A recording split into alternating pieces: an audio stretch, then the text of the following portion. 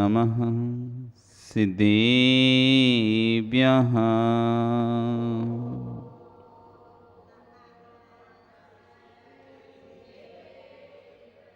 ॐ नमः सिद्धेभ्यः।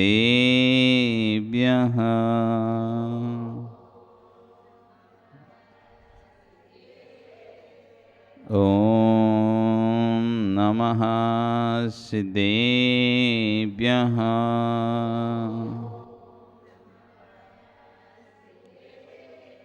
तिर्यणि खगेणाय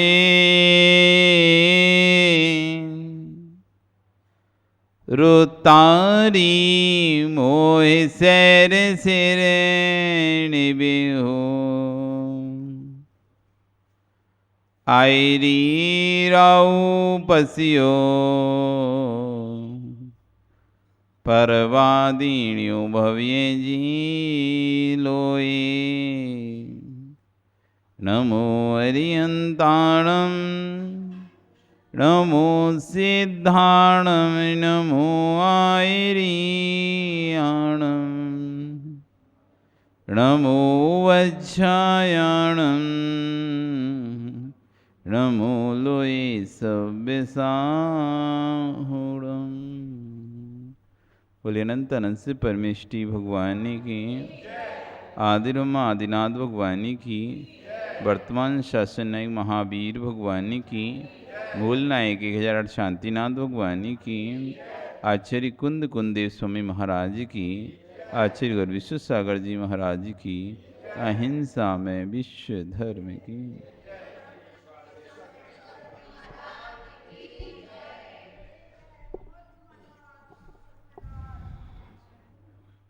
बंधु, वर्तमान शासन न्यायिक वर्धमान स्वामी के शासन में शांति प्रभु की चरण निश्रा में बैठकर हम सभी जिन देशना का श्रवण कर रहे हैं, आचार्य भगवान कुंद कुंदेव स्वामी आज रैणसार की गाथा नंबर 67 में संयमी कौन, जिसने व्रत ग्रहण किए वो संयमी या जिसने व्रत ग्रहण नहीं किए वो संयमी? कौन है संयमी? जिसने संयम को ग्रहण किया है वो संयमी, अथवा जिसने संयम को ग्रहण नहीं किया वो संयमी? जिसने संयम को ग्रहण कर लिया है वो संयमी। पर आचार्य कुंद कुंद स्वामी ऐसा नहीं कहते। लोग संयमी उसको मानता है जिसने व्रतों को ग्रहण कर लिया है, नियमों को ग्रहण कर लिया है, चायत को ग्रहण कर लिया है, वो संयमी है। व्यवहार से कह सकते हैं हम वो संयमी है, क्योंकि व्यवहार के जो नियम व्रत संयम होते हैं वो उसने ग्रहण किए। लेकिन आचार्य भगवान कह रहे हैं व्रत ग्रहण करने से कोई संयमी नहीं होता। आपने अहिंसा अणुव्रत को ले लिया, सत्य अणुव्रत को ग्रहण कर लिया, आचर्य अणुव्रत को ग्रहण कर लिया, अपरिग्रह अणुव्रत को ग्रहण कर लिया, ब्रह्मचर्य अणुव्रत को ग्रहण कर लिया। अणुव्रत को ग्रहण करने से आप संयमी नहीं हो जाओगे। अणुव्रतों का पालन करने से संयमी होगा। कोई घर में आपको वस्तु ला के रख दे, वस्तु लाने से उसका उपयोग हो जाता है क्या? घर में आटा ला के रख दिया तो आटा ला के रखने से रोटी बन जाएगी क्या? आटा पीस के रख लिया, चक्की से आटा पीस के रख लिया, तो आटा पीस के रखने से क्या रोटी बन जाएगी? लेकिन आटा नहीं होगा तो क्या रोटी बन जाएगी? हैं? आटा पीस के रख लिया तो क्या रोटी बन के तैयार हो जाएगी? और आटा नहीं पिसा तो क्या रोटी बन जाएगी क्या? आटा पीस के मात्र रख लेने से रोटी नहीं बनेगी। रोटी के लिए आपको उसकी बनाना पड़ेगी, लौंदी बनाना पड़ेगी, लोई बनानी पड़ेगी, उस आटे की बेलना पड़ेगा, सेंकना पड़ेगा, तब जाके बनेगी। ऐसे ही मात्र कोई संयम ग्रहण करके ले ले कि हमारे अणुव्रत हैं, हमारे महाव्रत हैं, हमारा नियम है, तो मात्र नियम ले लेने से वो संयमी नहीं हो जाएगा। उस नियम का जब तक पालन नहीं करेगा तब तक तो बाहर ऊपर से देखने में कह सकते हैं भैया इनको रोटी बनाना है इसलिए आटा इनके पास है,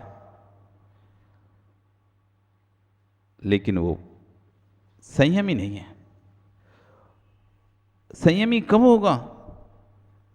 हम जो नियम ले रहे हैं, व्रत ले रहे हैं, उपवास कर रहे हैं, किसके लिए कर रहे हैं? नियम लिया है, व्रत लिया है, अष्टमी चतुर्दशी को उपास किया है, किसके लिए किया है? भूखे रहने के लिए? भूखे रहने के लिए या लिस्ट में अपना नाम लिखाने के लिए हमारे इतने व्रत हो गए?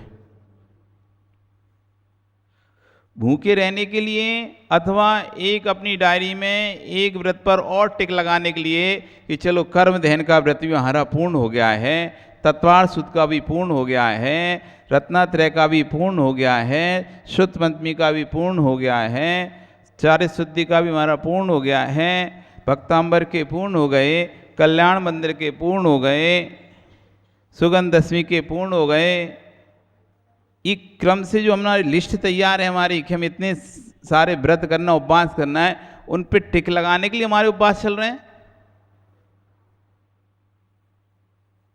किसके लिए हम जो कर रहे हैं संयम? किसके लिए? कि अब हमारे नाम के टिक लग गया कि हम मुनि बन गए, इसलिए हम मुनि बने हैं कि नाम हो गया चलो। किस उद्देश्य से? कल्याण कैसे होगा हमारा? कल्याण कैसे होगा हमारा? आत्मा की शुद्धि कैसे होगी हमारी? पुण्य कैसे बढ़ेगा हमारा?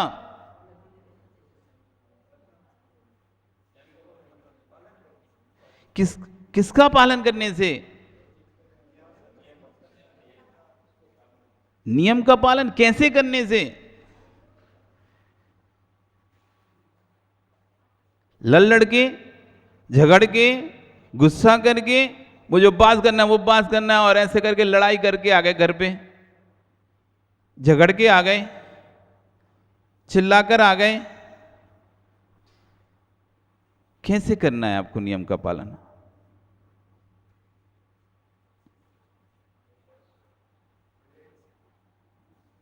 किस में विवेक लगाना है आपको? भूखे रहने में, परिणामों में। अब आज तो मूल पे, अब आए तो मूल पर। उपशम भाव, कसायों का उपशमन कितना है हमारा उस कार्य को करने में? छल कपट कितना है हमारा उस कार्य को करने में? मायाचारी कितनी है हमारी उस कार्य को करने में? कार्य तो हम धर्म का ही कर रहे हैं, कार्य तो हम संयम का ही कर रहे हैं, कार्य तो हम व्रत उपवास का ही कर रहे हैं, क्रिया तो हम पुण्य की ही कर रहे हैं, लेकिन उस पुण्य की क्रिया में हम कितनी मायाचारी के साथ कर रहे हैं, कितनी लोभ कसाय के साथ कर रहे हैं, कितनी मान कसाय के साथ कर रहे हैं, कितनी क्रोध कसाय के साथ कर रहे हैं। आहार भी आप तैयार करते हो तो आहार तैयार करते समय आप चिल्ला चिल्ला के बोलकर भी आहार तैयार कर सकते हो, डांट डांट कर भी आहार तैयार कर सकते हो। ऐसा कर ले, और किसी ने थोड़ा तो समझ में नहीं आता, रख दो यहाँ पे, हम नहीं करवाएं तुमसे, काम बिगाड़ देते हो। ऐसे भी हार तैयार हो रहा है आपका? ऐसे भी हार तैयार हो रहा है? भैया एक काम करो, आप रख दो, हम कर लेंगे। आ जाते हैं कहाँ कहाँ से, आता है नहीं करना और बिगाड़ के और चले जाते हैं। ऐसे भी हार तैयार कर रहे हैं। करिया तो शुभ की कर रहे हैं ना हम, और परिणाम देखना हमारे। जब तक कोई भी क्रिया हम करें और उसमें यदि हम परिणाम को ध्यान नहीं दे पा रहे तो हम धोखे में, धोखे में, हम बड़े धोखे में। धोखा समझते हो ना? धोखा ऐसा होता है कि हमको लगता है कि ऐसा, ये हमारे साथ ऐसा, ये हमारे साथ अच्छा कर रहा हो, बाद में पता चला कि बुरा हो जाए हमारे साथ, अरे तुमने तो हमें धोखा दिया, तुम तो बोले थे हम लेके जाएंगे तुमको और तुमको छोड़ के चले गए, हम तो तुम्हारी आस में बैठ रहे, तुमको धोखा ना हो जाए कि हम ये क्रिया कर रहे हैं तो पुण्य मिल रहा है, पुण्य मिल रहा है, मिल रहा है, और जब यमराज तुम्हें नरक में लेके जाए तो तुमको अरे भैया हमने तो पुण्य किया पूरी जिंदगी, पाप तो करते नहीं थे, रोज अभिषेक पूजा करते थे, रोज साधु को हार दान देते थे, बिहार कराते, बेइज्जती करने जाते थे, तुम हमें पाप नरक में क्यों लेके जा रहे हो? हमको तो स्वर्ग में लेके जाओ, अच्छी क्रियाएं तो कर देते हम, तुम धोखा दो मत दो हमको। नहीं तुम लिखा था कि अच्छी क्रिया करने से तो स्वर्ग मोक्ष जाते हैं और बुरी क्रिया करने से नरक जाते हैं, तो हमने तो सारी अच्छी अच्छी क्रियाएं की हैं, फिर हमको नरक क्यों ले जा रहे? धोखा नहीं दो हमको, स्वर्ग लेके जाओ। तो तुम धोखे में मत रह जाना, ये क्रिया करने से स्वर्ग जाओगे, इस धोखे में मत रह जाना कि शुभ क्रिया करने से स्वर्ग मिलेगा तुम्हें। शुभ क्रिया करने वाला भी नरक चला जाता है, शुभ क्रिया करने वाला भी नरक जाते देखा गया है, और अशुभ क्रिया में लिप्त जीव भी स्वर्ग जाते देखा गया।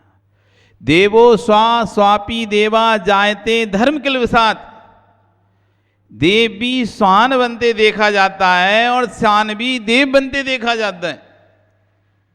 पापाचारी मरण समय सार में ओपी सौख्यम, याद है? प्रापद देवम तब नुति पदई जीव के नोपे दिष्टई, पापाचारी मरण समय सार में योगी सौख्यम, का संदेहो यदुवलभते वासव श्री प्रभुत्वम, जल पंजाब में मणिभिर्मलई तन नमस्कार चक्रम। पापाचारी मरण समय, आचार्य बादीराज सूरी महाराज अपने एक ही वाह विस्तृत में लिख रहे हैं, पापाचारी मरण समय, मरण के समय में पाप में लीन रहने वाला सार में हो, सार में समझते हैं? सार में मतलब ग्राम शार्दुल, ग्राम शार्दुल समझते हैं? गांव का चीता, गांव का चीता कौन होता है? गांव का चीता श्वान, कुत्ता अपने एरिया में, उसकी सीमा अपने गांव की रहती है, एरिया की। एरिया में आ तो ऐसे भौंकता है, ऐसे जैसे खा ही जाएगा आज ही, ऐसे झड़पता है, उसे नाम दिया है ग्राम शार्दुल। गांव का, ग्राम का भेड़िया या ग्राम का शार्दुल यानी भेड़िया, चीता, तो ग्राम का चीता, ग्राम का भेड़िया, गांव का। हाँ, तो अपने स्थान पर वो श्वान ऐसे भौंकता है, ऐसे चिल्लाता है जैसे आज ही खा जाए, और जैसे उसका क्षेत्र निकलता है शांत को वापस पीछे लौट जाता है, पीछे लौट जाता है। उसे कहते हैं ग्राम शार्दुल। उसका दूसरा नाम है सारमेय, जो सार को विवेचन करके फिर खा जाता है, मतलब उल्टी करके फिर से चाटता है। एक ऐसे, एक ही जानवर ऐसा है जो उल्टी करके फिर से खा जाता है, श्वान। सारा निकाल देगा फिर खा जाएगा। सारमेय, श्वान, कुत्ता, ग्राम शार्दुल पर्यायवाची नाम है सब। तो पाप में लीन रहने वाला ग्राम शार्दुल यानी श्वान, कुत्ता मरण समय, मरण के समय में जीवे केन जीवोपदिष्टा, किसी जीवनधर कुमार के द्वारा उपदिष्ट नुति पदई, पंच नमस्कार मंत्र के पद को सुनकर प्रापत देवम, देव पद को प्राप्त हो गया, देव पद को प्राप्त हो गया। पाप में लीन रहने वाला वो व्यक्ति देव पद को प्राप्त हो गया। एक बैल नमकार मंत्र सुनकर सरकत को प्राप्त हो गया। कितने उदाहरण हैं। एक नाग नागिन का जोड़ा पंच नमस्कार मंत्र का स्मरण करते करते स्वर में धन्वंतरि पद्मावती बन गया।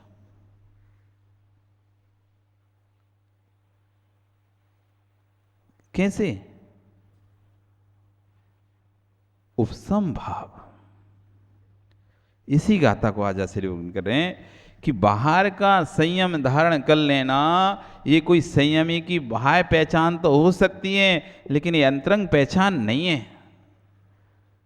आप व्रती हैं, धर्मात्मा हैं, तो बाह्य चिन्हों से आपकी पहचान कर लेंगे कि भैया ये बहुत उपवास करते हैं, बहुत पूजन करते हैं, बहुत अभिषेक करते हैं, बहुत स्वाध्याय करते हैं, मंदिर में बैठे रहते हैं 2-2 घंटे 3-3 घंटे, तो बड़े धर्मात्मा हैं। जैसे बंगाई गांव की पहचान है कि सब धर्मात्मा यहाँ पे। क्यों? कि कोई भी नगर के आसपास साधु आता है तो महिलाएं ये गाड़ी भर के चली जाती हैं दर्शन करने। हमारी भी 4 बार आ गई, नट्टा में भी आए 2 बार, धुबड़ी में भी आए। सब लोग कहे बहुत धर्मात्मा समाज। ये किससे पहचान है आपकी धर्मात्मा समाज? बाह्य क्रिया से। किससे पहचान हो रही है आपकी? बाह्य क्रिया से पहचान हो रही है। अंतरंग क्रिया से तो आपको पता है। अंतरंग क्रिया से तो आपको पता है। जो बाहर का व्यक्ति आपको देख रहा है तो वो किससे देख रहा है? बाह्य क्रिया से आपको पहचान कर रहा है कि धर्मात्मा है, बड़ी संगठित समाज है, एकजुट है। अंतरंग क्रिया आपको पता है। तो यही आचार्य उन कह रहे हैं कि बाह्य संयम को धारण करने से बाह्य के लोग तो तुम्हें संयमी मान सकते हैं, लेकिन हम आपको संयमी नहीं मान पाएंगे। कर्म आपको संयमी नहीं मान पाएगा। बाहर के लोग आपको संयमी स्वीकार कर लेंगे, बाहर के लोग आपकी पूजा कर लेंगे, लेकिन कर्म आपकी पूजा नहीं करेगा। अंदर कसाएं भरी हैं, अंदर मायाचारी भरी हुई है, अंदर राजनीति चल रही है, अंदर छल कपट चल रहा है, तेरा मेरा चल रहा है। कैसे काम बिगाड़ूं, कैसे काम को बनाऊं, ये सब आपके अंदर अंदर षड्यंत्र सी रचना चल रही हैं, उठा पटक चल रही है। आप बाहर में तो धर्मात्मा कहला जाओगे, लेकिन कर्म आपको धर्मात्मा घोषित नहीं करेगा। हम अपना काम बना लेते हैं छल कपट मायाचारी करके, काम बन भी जाता है तो भाई के धर्मात्मा तो कहते रहेंगे, लोग आपको जय जयकार भी करते रहेंगे, नमस्कार भी करते रहेंगे, पूजा भी करते रहेंगे, लेकिन कर्म आपको नमस्कार नहीं कर रहा। कर्म आपको नमस्कार नहीं कर रहा। एक महाराज, एक मुनिराज, आप सोचो, जब मुनिराज को कर्म नहीं छोड़ रहा है फिर तुम कहां पे लगते हो?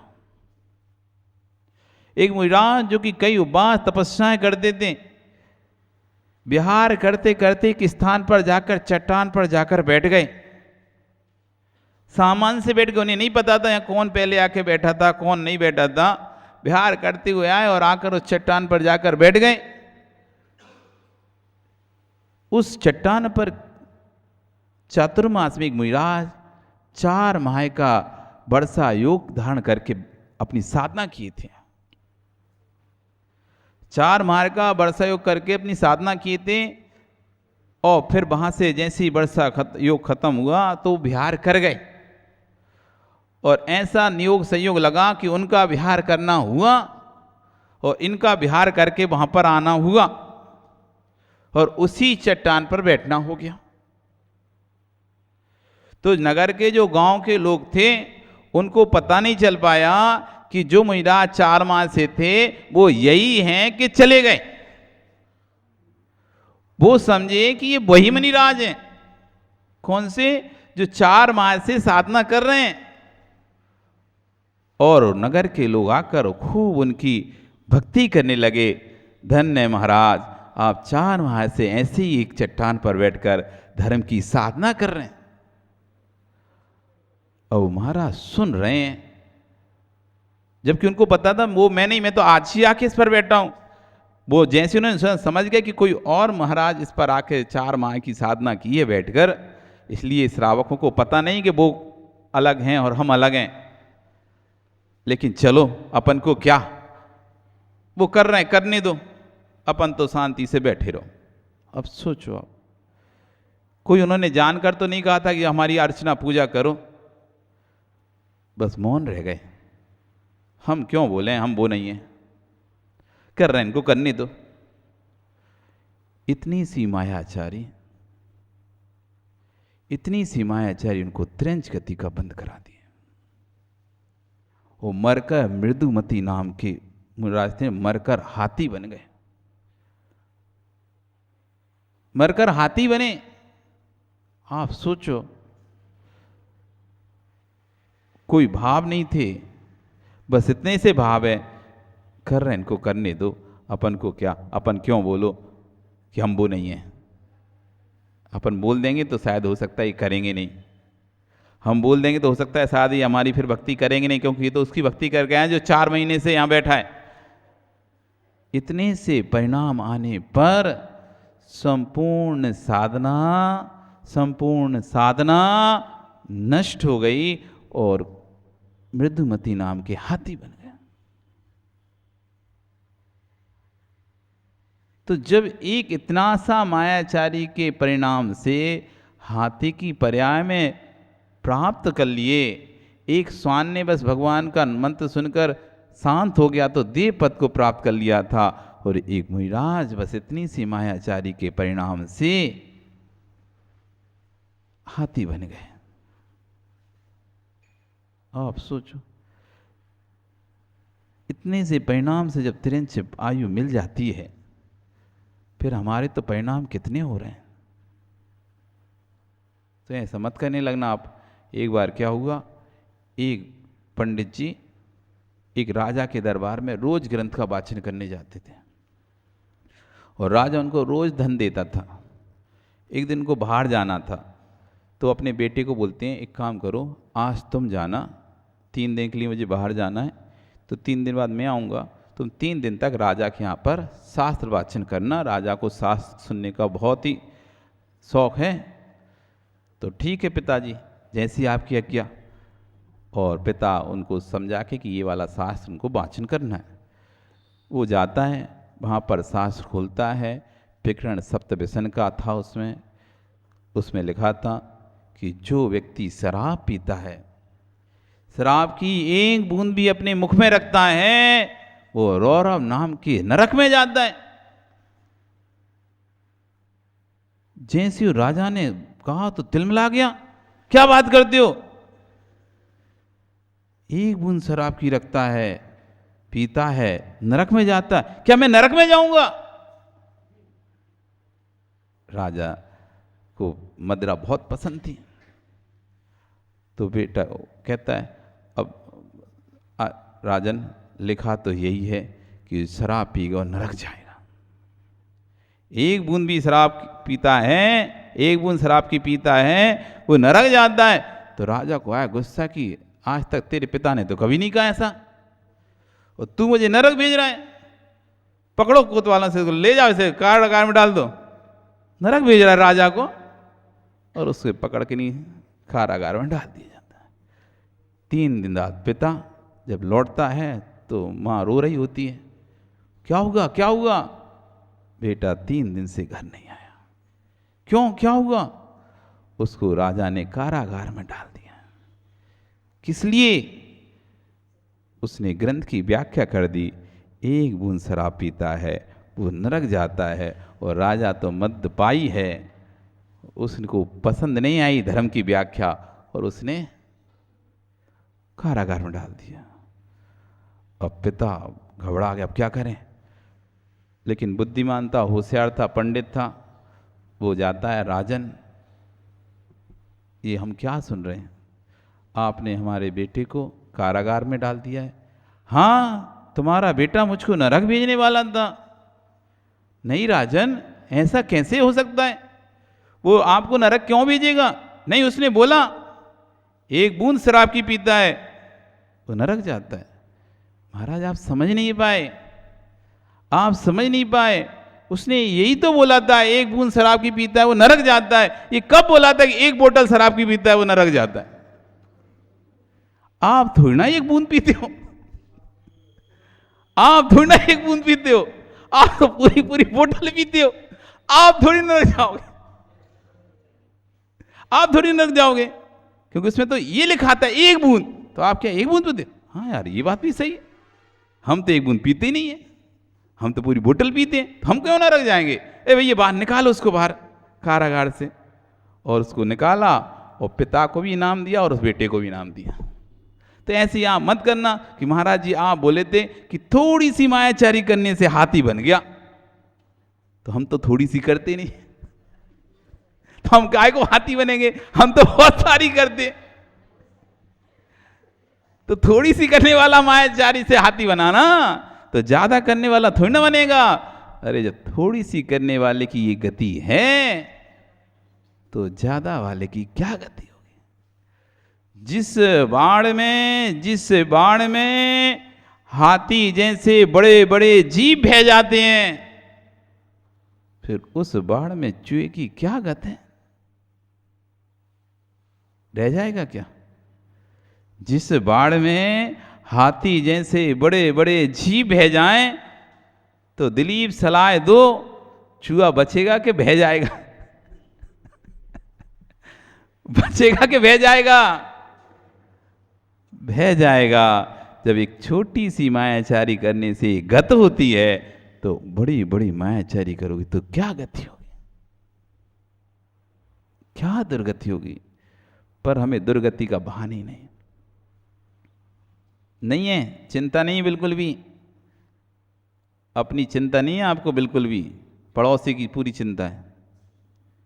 मिंटू तुम्हें अपनी चिंता नहीं है, मंदिर में क्या हो रहा है ये बड़ी चिंता है, समाज में क्या हो रहा है ये बड़ी चिंता है, लेकिन कर्मों का क्या हो रहा है तुम्हें बिल्कुल भी चिंता नहीं,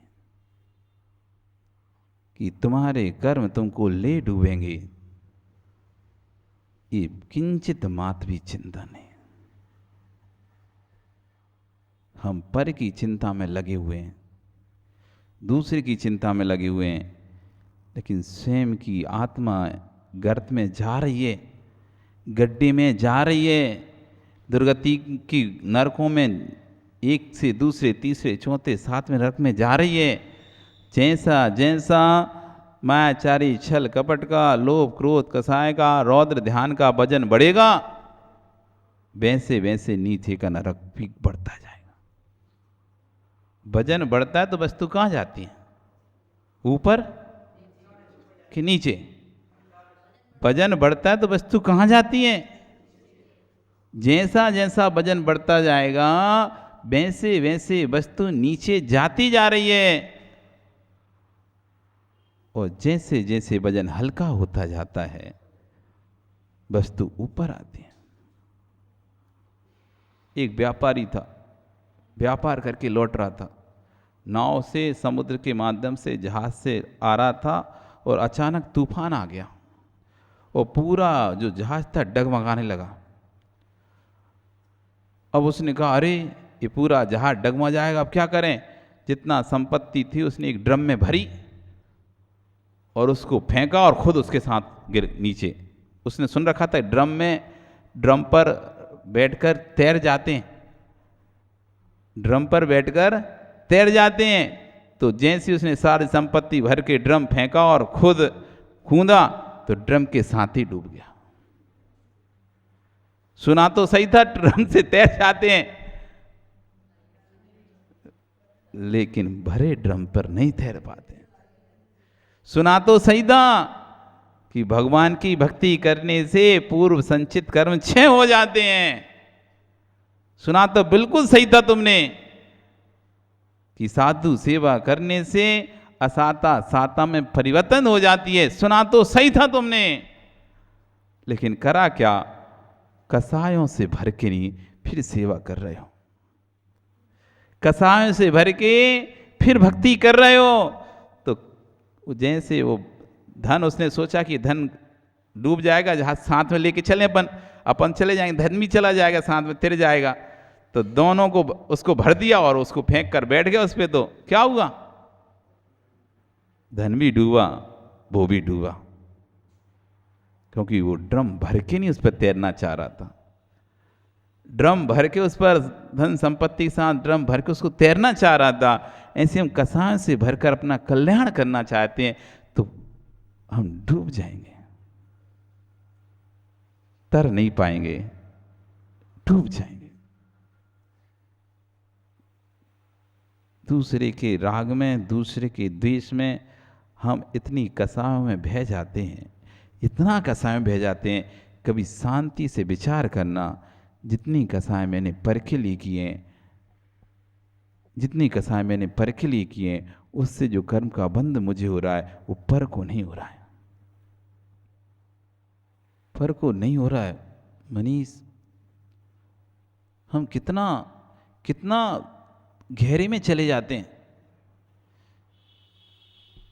जब हम गहरे में चले जाते तो फिर ना हमको प्रभु दिखते, ना गुरु दिखते, कुछ नहीं दिखता, फिर कोई धर्म भी नहीं दिखता हमको।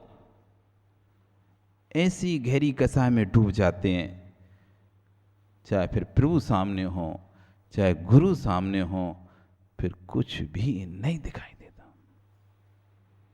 अंधे हो जाते हैं, अंधे, ऐसे अंधे हो जाते हैं। सब कुछ सामने होने के बाद भी होने दो, कोई मतलब नहीं, कोई मतलब नहीं। कहां बैठे, किसके सामने बैठे, किस भेष में बैठे, कहां बैठे, किसके सामने बैठे, किस भेष में बैठे, किस भाव से बैठे थे हम? तीन लोग की अर्चना करने के लिए बैठे थे हम, तीन लोग के नाथ के चरणों में बैठे थे, गुरु के समीप बैठे थे।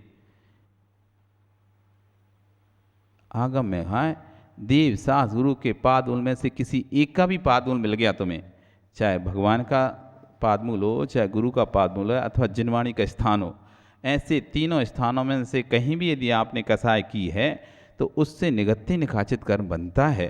वो कर्म आपको फिर भोगना ही पड़ता है। तपस्या भी कर लो तब भी उस कर्म को कोई काट नहीं है, ना उदय है, ना उदय, ना है, ना उपसम है, ना चुप, कुछ नहीं है। जैसा बांधा है वैसा भोगना पड़ेगा,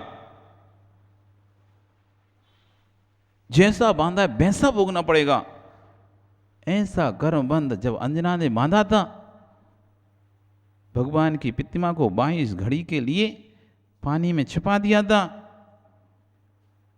ऐसा कर्म का बंध बांधा था, 22 वर्ष तक पति का वियोग सहना पड़ा। ऐसा मत समझना पूजा अर्चना नहीं करती थी, उससे जैसी पूजा अर्चना आप कर नहीं सकते। प्योर शुद्ध सम्यक दृष्टि थी, किंचित मात्र भी सम्यक में शंका नहीं थी, शांत रहती थी, कसाय एकदम उसकी दबी हुई थी। तब भी इतना सब भगवान की भक्ति करने पर ही कसा कर्म को नहीं काट पाई।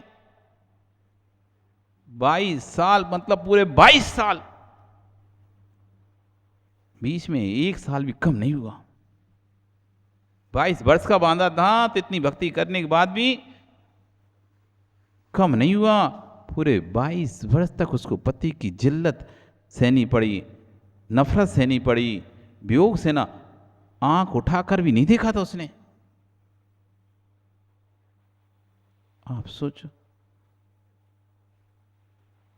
जो कर्म उसने बांधा था उसको भोगना ही पड़ा।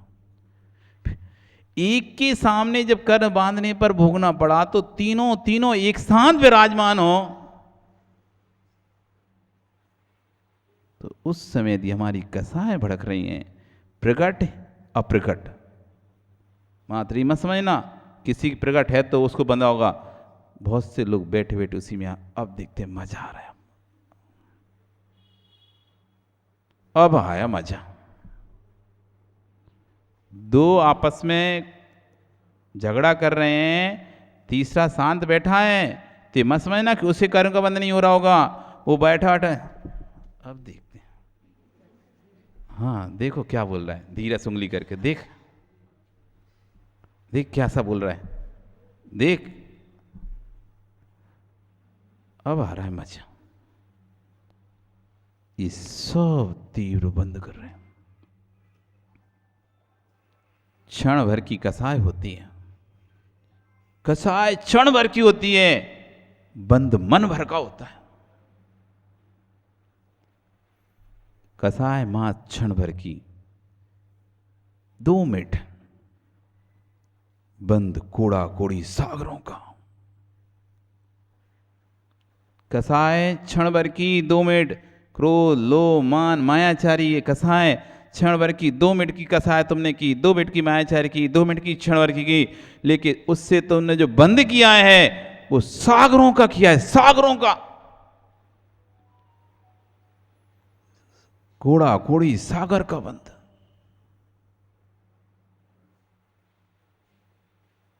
मोहिनी कर्म का 70 कोड़ा कोड़ी, 70 कोड़ा कोड़ी सार का बंद होता है मोहिनी कर्म का। कैसे होता है मोहिनी कर्म का 70 कोड़ी? कसायो दया तीर परिणामा चारित्र मोह से। यदि तत्वान सूत्र को भी अच्छी तरह से पढ़ लो, तत्वान सूत्र को भी अच्छी तरह से पढ़ लो, तो कभी तुम्हारा हाथ ना उठाए किसी के ऊपर उंगली उठाने के लिए, मुझसे शब्द ही नहीं निकलेगा तुम्हारा। कसायो दया तीव्र परिणामा, कसाय को दे जो तुम्हारे तीव्र कलरुष्ट परिणाम है, चायत मुहस्य, चायत मोहिनी कर का बंद कराता है। कितना? 70 कोड़ा कोड़ी सागर। करोड़ गुणित करोड़ कोड़ा कोड़ी, और 1 सागर नहीं, 2 सागर नहीं, 3 सागर नहीं, 70 कोड़ा कोड़ी सागर। 1 करोड़ रुपया कितना होता है मिंटू? है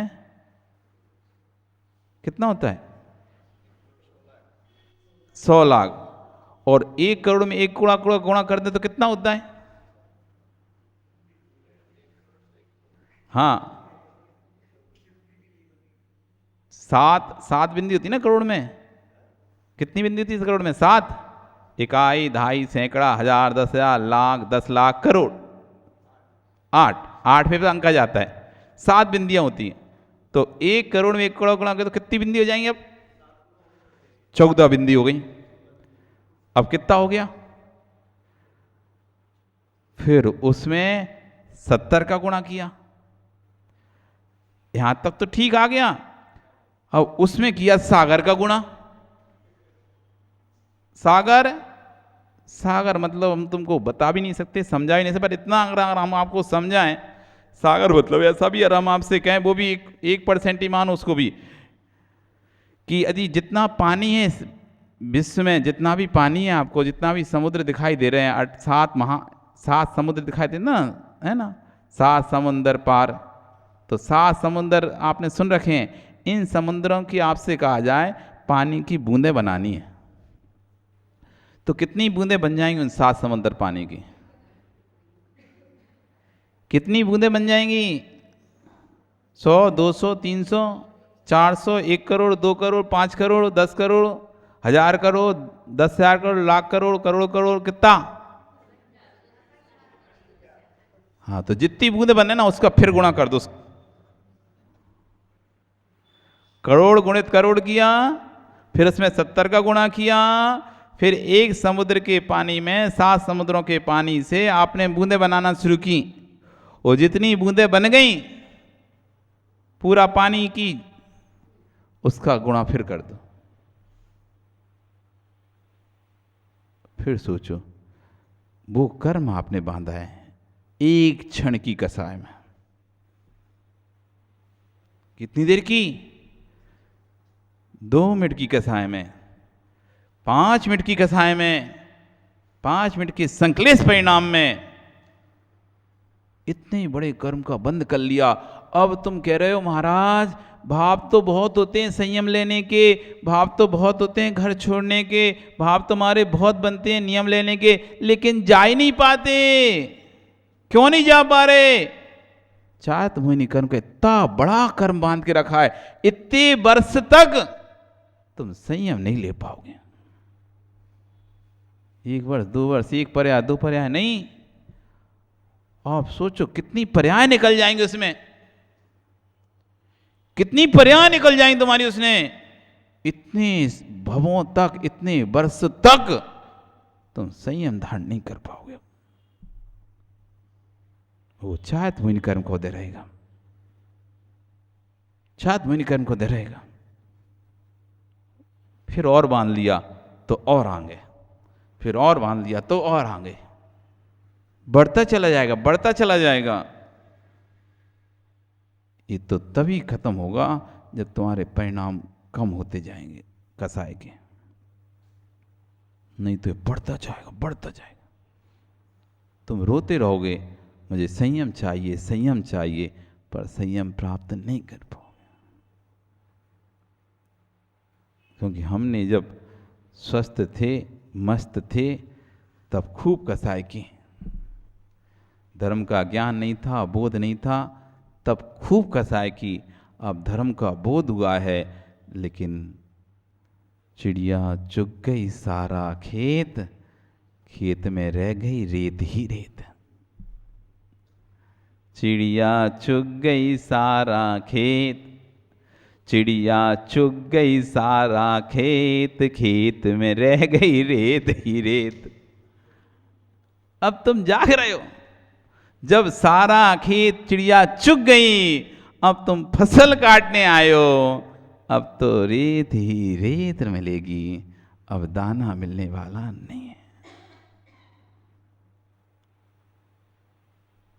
आपका समय हो रहा है, गाथा तो पढ़ ही ले अपन। उप समय तब भाव जुदो, रानी सो ताब संज दो होदी, नाणी कसाय बस गो, असंज दो होदी सो ताब। संयम उपसम तब भाव जुदो, जो उपसम से और तप के भाव से युक्त होता है, उपसम भाव से यानी कसायों के उपसमन भाव से और तप के भाव से जो युक्त रहता है, वह नाणी वह गानी सो ताव संजय होती, उस समय वह संयमी होता है। जब वह कसायों से हीन होता है, तप से युक्त होता है, उस समय वह संयमी होता है। और जिस समय ज्ञानी कसाय बस गो, कसाय के बस हो जाता है, असंजरो होदी सो ताव, उसी समय वो असंयमी हो जाता है। संयमी रहती हुई भी असंयमी हो जाता है। इसलिए ये नहीं समझना कि मुनि बन गए या आर्यिका बन गए या व्रती बन गए तो हो गया अब तुम्हारा पक्का कल्याण निश्चित है।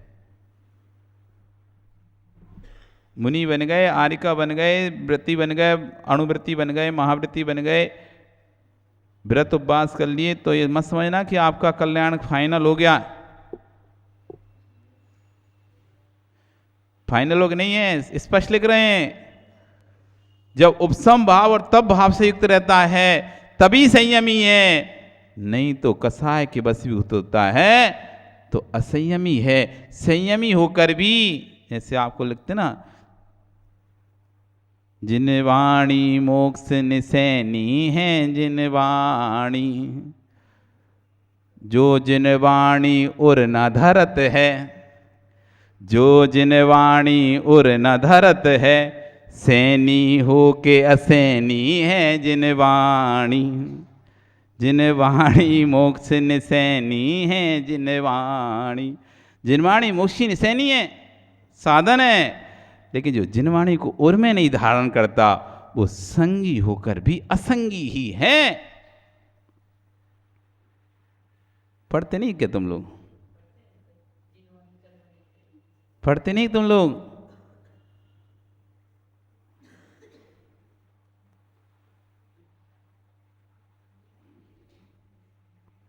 धर्म करत संसार सुख, धर्म करत निर्वाण, धर्म पंथ साधे बिना नर तिर्यंच समान, नर तिर्यंच समान। मनुष्य कर भी तिरंच ही है। कितने अच्छे से पढ़ लेते हो, कितने अच्छे से पढ़ लेते हो।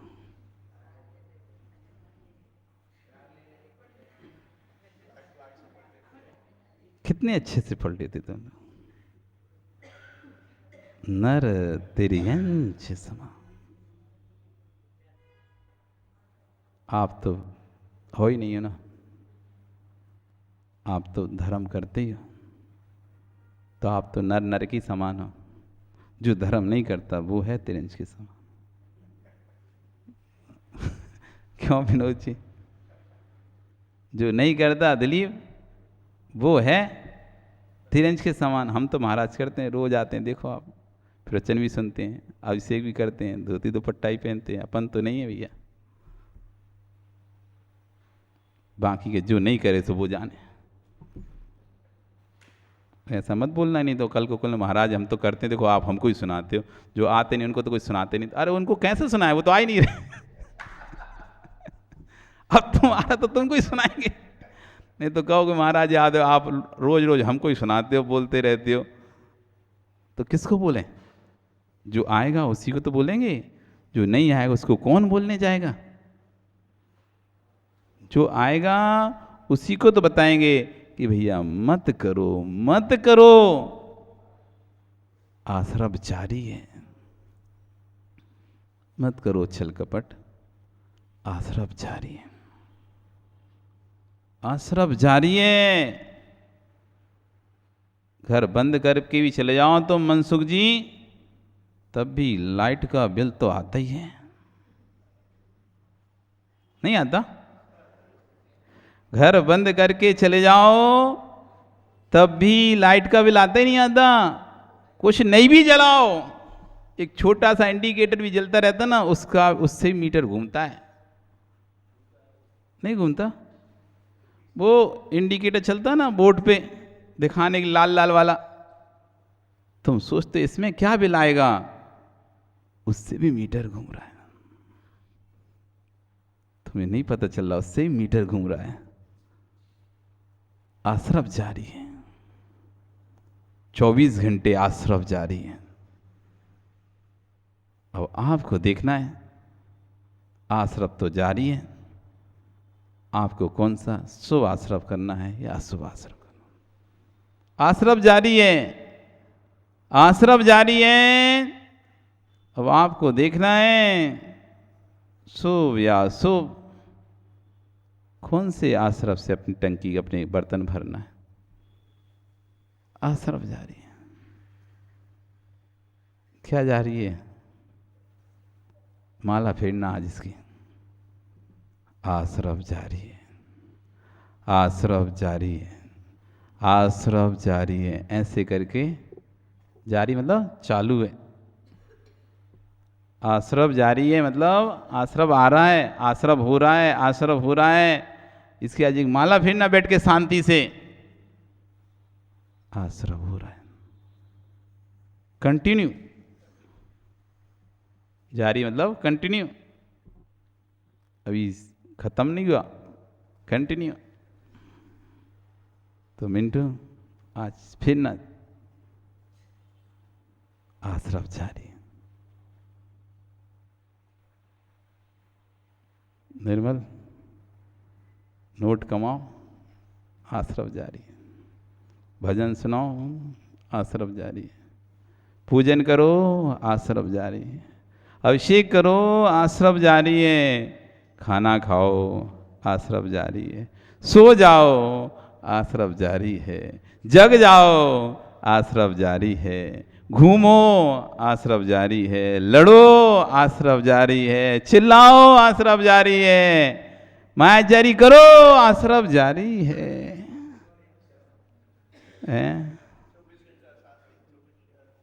आश्रम जारी है। क्या कमल, पेट्रोल पंप कब तक खुला रहता है? 24/7 या 24 अकेला? क्या है? लिखते हैं कमल अपने पेट्रोल पंप पे बोर्ड लगा के रखा है बड़ा सा 24/7 क्या लगा के रखा है 24/7 काय के लिए लगा के रखी हो कमल 24/7 क्या पंप चालू है क्या लिखते हो तुम वहां पर क्या लिखे हो पंप चालू है। ओ सुशील कहाँ बैठे हो कोने में सुशील ही है ना ये ओ मामा जी क्या तुम कोने में बैठते हो सामने बैठा करो जब भी पंप चालू है कर्म का पंप 24/7 कमल चालू है तुम्हारा पंप तो फिर भी खराब हो जाए लेकिन कर्म का पंप खराब नहीं होने वाला वो 24/7 जारी है। आपका समय हो गया कल फिर आओगे पर आ रही तो पुनः कल हम फिर मिलेंगे। बोली भगवान महावीर स्वामी की